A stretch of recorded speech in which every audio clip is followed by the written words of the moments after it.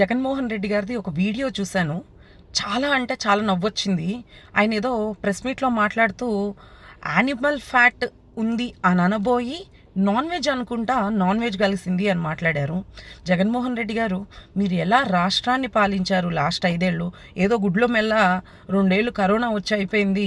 తర్వాతేమో మీ సైకోయిజాన్ని, పైశాచికత్వాన్ని ప్రూవ్ చేసుకుంటూ ప్రతి ఒక్కళ్ళని అరెస్టులు చేసుకుంటూ అందరినీ ఏదో అంటే డైవర్షన్ రాజకీయాలు చేసుకుంటూ ఏదో 1, 2 అరాకొరా పథకాలు ఇచ్చేసి జనాల్ని మభ్యపెడుతూ బాగానే గడిపేశారు. అంటే ఒక్కొక్కరుగా వస్తూ ఉన్నారు. అంబటి రాంబాబు గారు మాట్లాడుతూ ఉన్నారు, నేను కాపు నేతని, కాపు బిడ్డని అని మాట్లాడుతూ ఉన్నారు. నీ కూతుర్లు ముగ్గురు చేసుకుందేమో చౌదరీస్ని, మీరేమో కాపు నేత, అసలు కమ్మారు అట్లా చేశారు, కమ్మారు ఇట్లా చేశారని మాట్లాడతారు. ఇంకొక ఆయన వస్తాడు, బైరెడ్డి సిద్ధార్థ్, ఆయన ఏదో మాట్లాడుతూ ఉంటాడు, మేము ఏంటో అంతు తేలుస్తాం, అంతు చూస్తాం, ఒక్కొక్కడికి లెక్కలు చూపిస్తామని మాట్లాడుతున్నాడు.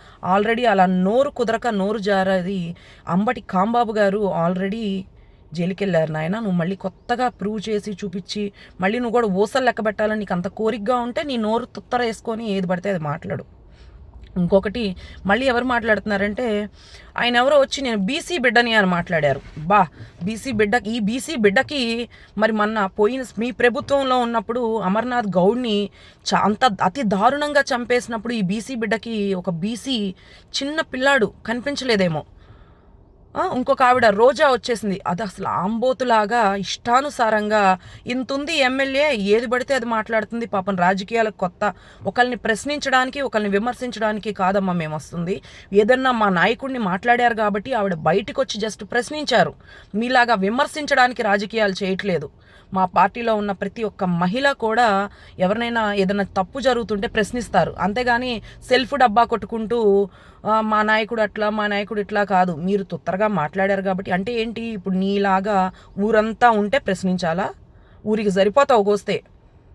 నీ ఇష్టం వచ్చినట్టు ఆడవాళ్లను కూడా అసహ్యంగా ఆడవాళ్ళు కూడా చేదరించుకునేలాగా నువ్వు ఉంటావు. నువ్వు మళ్ళీ ఇంకొక ఎమ్మెల్యే గారి గురించి నువ్వు మాట్లాడుతూ ఉంటావు. కనీసం నీకు ఎవరిని చూసినా కూడా నీకు బుద్ధి రావట్లేదు, నీ జన్మకి రాదు.